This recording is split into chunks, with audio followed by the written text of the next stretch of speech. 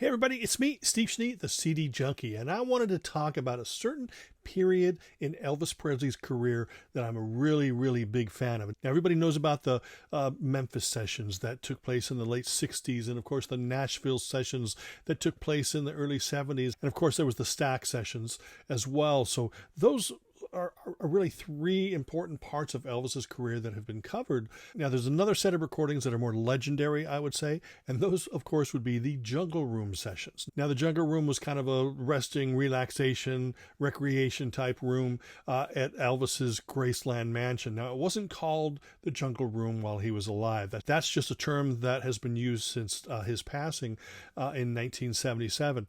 Now, for some reason, you can read it in many different books, many different stories. For some reason, Elvis just did not want to go back into recording studio.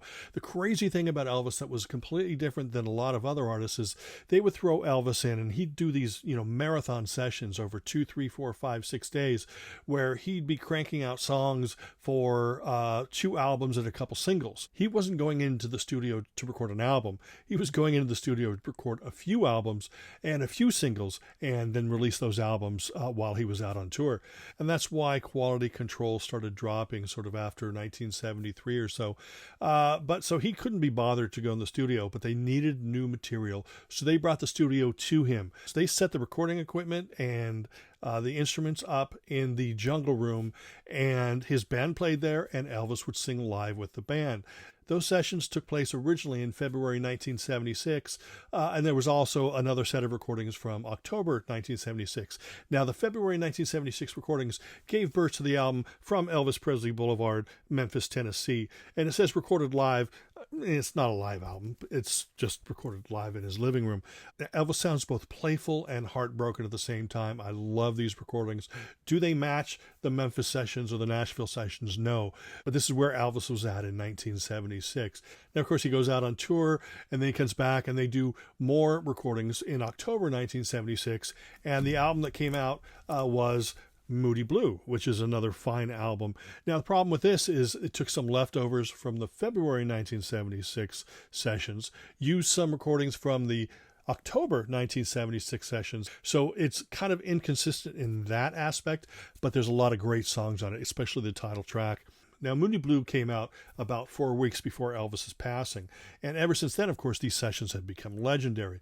And there have been a lot of talk about these sessions coming out, and a lot of them have come out, and I just wanted to show you some places where you can find some more of these Jungle Room sessions apart from the 2 albums. Now, the first thing I want to point out is if you just want to hear the original albums, I believe you can buy them individually, but at one point they put a new cover on Moody Blue, and they actually made this a sort of a Jungle Room sessions. It's both albums. It's the From Elvis Presley Boulevard album from 1976 and the Moody Blue album from 1977. Both of those complete on one CD. So if you want to track that down, it's just under the title Moody Blue, and it has 19 tracks on it. Now, some of the recordings from these 2 albums, they were stripped down and they came out on those Our Memories of Elvis albums that had come out. There were 2 volumes that came out. A few of the tracks from the Jungle Room sessions are on this. Now, they aren't alternate takes. They're basically the same recordings, but they stripped away all of the orchestra and, backing vocals, and they just made it sound like, Elvis there in the living room with you. Not all the tracks on the Our Memories of Elvis albums were from those sessions, but you can find some of them there. There is a 2 CD set that features both Our Memories of Elvis, both Volume 1 and Volume 2, and then a 3rd volume that remained unreleased until this album came out, plus some bonus tracks. So that might be a way to track some stuff down. Now, the first time that they really devoted a CD just to the Jungle Room sessions was Elvis Presley, the Jungle Room sessions. This came out on Follow That Dream, and it's a single disc, and it features outtakes, and there you go there. You can check that out. Outtakes of a lot of the songs from those sessions from both February and October of 1976. This CD is the only place where you can find a track called Fire Down Below.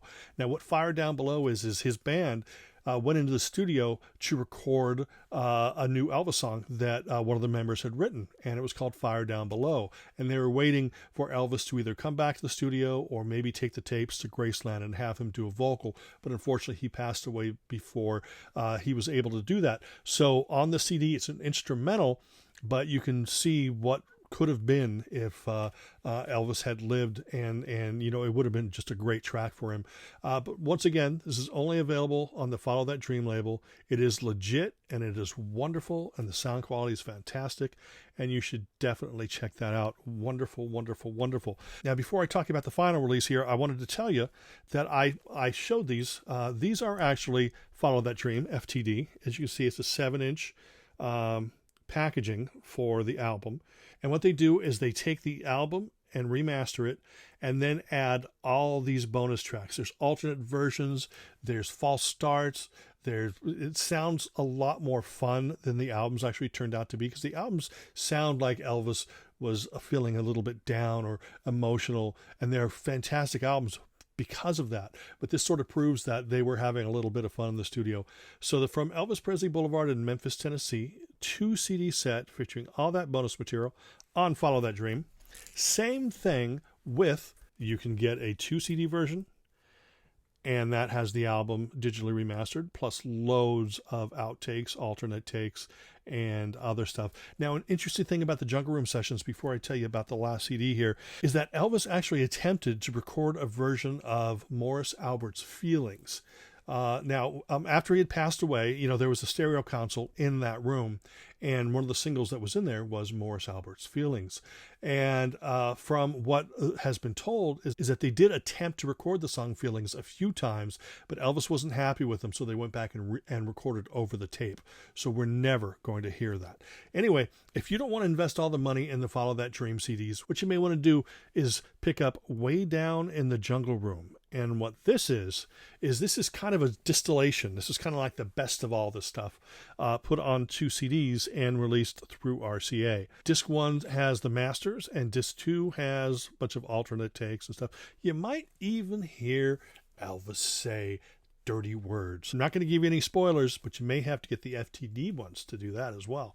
So anyway, Way Down in the Jungle Room is probably your best bet if you don't want to invest in all that money, but it's great because Elvis still sounded great. And I know that this isn't necessarily everybody's favorite period of Elvis, but you know what? I love him from those first days at Sun Records up until his final days with RCA.